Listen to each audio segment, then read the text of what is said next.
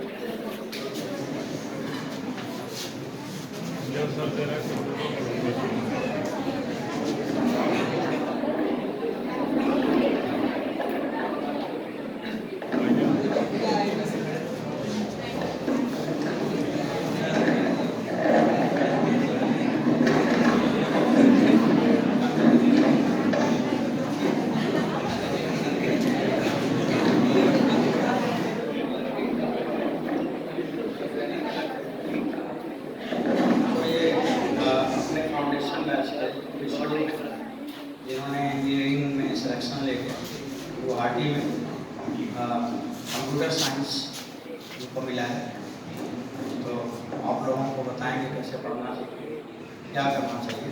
जैसे आप पढ़ रहे हैं ऐसे यहाँ पे बैठ के भी पढ़ते थे, और बहुत सारे बच्चे फाउंडेशन बैच के बहुत सारे बच्चे सेलेक्ट होते हैं इंजीनियरिंग में, तो 100% बच्चे फाइनली सेलेक्ट हो जाते हैं, कोई बचता नहीं है, कोई सिंगल बच्चा नहीं बचता है। तो उसी में आप इंजीनियरिंग क्लास के ये हैं, तो आप लोगों को देखे कुछ बताएंगे, सुनो।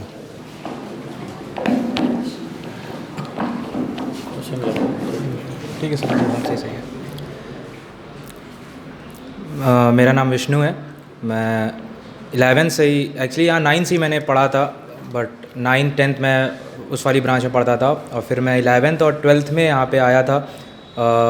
सबसे पहले तो 11th में मतलब ये था कि मेरे भैया भी यहाँ पढ़े थे, तो उन्होंने बस ये कहा था कि जाना तो 11th में किसी से पढ़ना ना पढ़ना, 11th में एस.सी. पांडे सर से ज़रूर पढ़ना।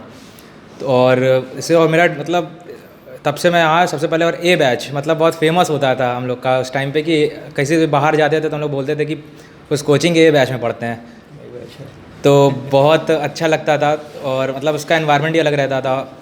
और शुरू से ही हम लोग बहुत अच्छे से सर ने पढ़ाया था हम लोगों को। और मैं तो सर से 3 साल पढ़ा, मतलब ड्रॉप भी किया थोड़ा सा, तो उसके बाद सर से पढ़ा 11th 12th एंड फिर थोड़ा सा ड्रॉप। तो बहुत मतलब सर, उसके बाद फिर सर से पढ़ते पढ़ते आप उनको सर, मैं तो अपना ड्रीम टीचर मानता हूँ, जो बात सही है। और उन्होंने मुझे बहुत कुछ सिखाया। और फिर हम लोग केमिस्ट्री पढ़े थे आर के सर से, वो उन्होंने बहुत सीखा। सबसे ज़्यादा मतलब अगर मैं कहूँगा तो फिज़िक्स की नोट्स, वो ऐसे सब कहते थे ना, जो पहले चलता था सतयुग वगैरह की, ब्रह्मास्त्र है ऐसा कुछ, तो सर की नोट्स ब्रह्मास्त्र, जो बात सही है। जेईई एडवांस में सर की नोट्स से ही आएगा paper as it is. 4 question 5 question तो मैच करेंगे, ये इस साल भी करे थे। मुझे याद है वो 0 केल्विन टेम्परेचर था, स्टीफेंस लॉ, वहाँ पे न्यूटन्स लॉ फेल करता है, स्टीफेंस लॉ लगता है, तो वो मुझे आज भी याद है कि सर ने पढ़ाया था। और वो 2 साल पहले 11th पढ़े थे, आज भी वो इस साल आया था। तो मतलब सर की नोट्स ही सबसे बेस्ट है। उसका जो बुक्स पढ़ते हैं ठीक है, बट बहुत अच्छा लगेगा। और आप सर की नोट्स को ही सबसे ज़्यादा फॉलो करें, 3 नहीं 50 बार रिवाइज़ करो, सबसे ज़्यादा वही है। और सर से पढ़ना ही बहुत मेरे लिए सबसे बड़ी, अभी तक का मेरे सबसे बड़ा ड्रीम टीचर हैं सर।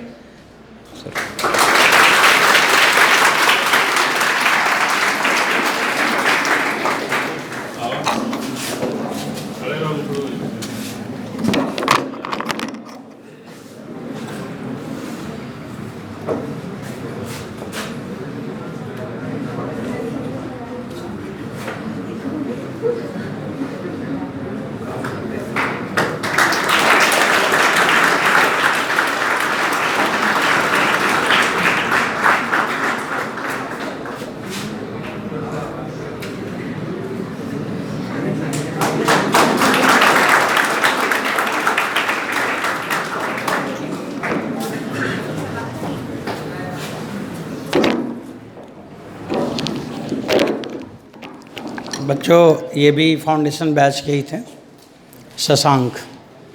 इन्होंने भी पटना में इनको इलेक्ट्रॉनिक कम्युनिकेशन ब्रांच मिला हुआ है। तो ये भी आप ही के बैच, ए बैच अभी बोले हैं ना कि ए बैच वाले स्टूडेंट, तो ए बैच आप ही का बैच है। और ए बैच की अपनी अलग वैल्यू ही होती है, पता नहीं क्या शक्ति है कि ये बैच का मतलब है कि 100% सिलेक्शन होता है, ये फाइनली मान लिया जाता है, सब मानते हैं। ये बैच का मतलब वो अलग टाइप का बैच है। तो वही ये बैच से ये सब पढ़ के निकले हैं। तो अब चलिए आपसे कुछ शशांक बात करेंगे कि कैसे पढ़ना चाहिए, क्या पढ़ें, कैसे करें। और बच्चों आप लोग भी उसी स्ट्रीम के हैं, फाउंडेशन बैच में पढ़ रहे हैं। और फाउंडेशन बैच के बच्चे एक्चुअल में जैसे आप लोग भी पढ़ते हो तो एकदम शांत हो रहते हो, चीज़ों को सीखना चाहते हो, सीखते हो। और जब आप कोई चीज़ को सीखना चाहोगे, सीखोगे तो वो समझ आ ही जाएगा।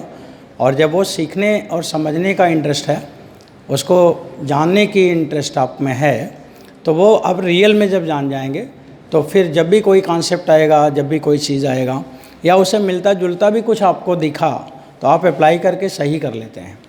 यही होती है कि हम लोगों का क्लास का एक लेवल है, डेप्थ है। और पढ़ाई का मतलब ही यही है कि जो आप पढ़ते हैं सिलेबस वही है तो 100% वही आना चाहिए, सारा कुछ आपका वही होना चाहिए और रिज़ल्ट अच्छा होना चाहिए, हरदम होना चाहिए। और आप पढ़ेंगे तो अच्छा तो होगा ही होगा, क्योंकि सक्सेस के पीछे तो हमें नहीं चलना होता, हम ऐसा काम करें कि सक्सेस मेरे पीछे चलती रहे। तो जब आप बच्चों जब आप पढ़ाई करेंगे और ऑनेस्टली पढ़ेंगे, मतलब इसलिए नहीं कि हमारा कोर्स है 11th में है इसलिए नहीं, इसलिए कि हमें वो जानना चाहिए, जो आपकी किताब में लिखी है वो आपको आना चाहिए। तो आप इसका मतलब मैच्योर हैं, आपका ब्रेन डेवलप्ड है, स्किल डेवलप है और आप उसको समझ सकते हैं।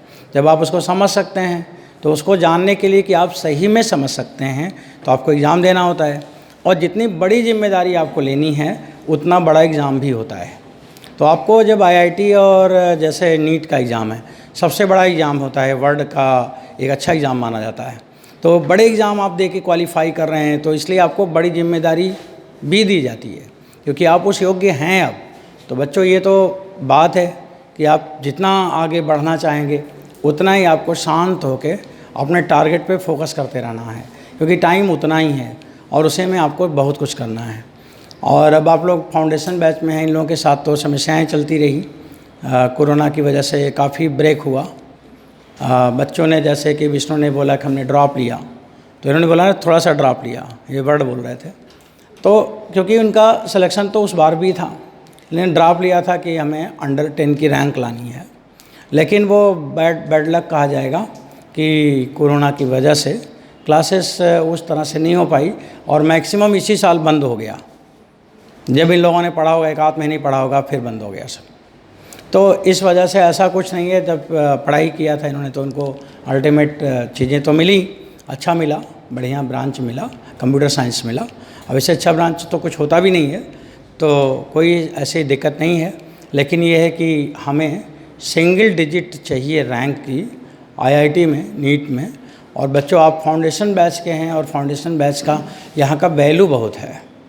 फाउंडेशन बैच का मतलब यहाँ पे इस कोचिंग का ना हार्ट होता है, वो उसके साथ कभी कोई गड़बड़ी नहीं हो सकती। अगर वो गड़बड़ हुआ तो समझ लो शरीर का हार्ट फेल होने का बात हो गया। तो इसलिए कोचिंग की आप एक्चुअल वैल्यू है, रियल वैल्यू है। और आप अपने को ये समझा करो कि हमारे ऊपर लोगों ने इतना बिलीव करते हैं, इतना हमारे टीचर हम पे बिलीव करते हैं।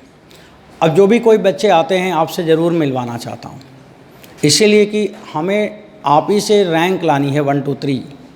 और जूनियर का मतलब है कि हमेशा सीनियर को फॉलो करके और उससे थोड़ा और अच्छा करने का प्रयास करें। जैसे बच्चे का मतलब है कि पेरेंट जहाँ पे हैं उनसे और आगे जाएं। स्टूडेंट का मतलब है कि अपने टीचर से और आगे जाएं और आगे तक चीज़ों को सीखें। तो यही एक्चुअल वैल्यू है। तो चलो बच्चों, अब आप बात करें, शशांक आपसे बात करें।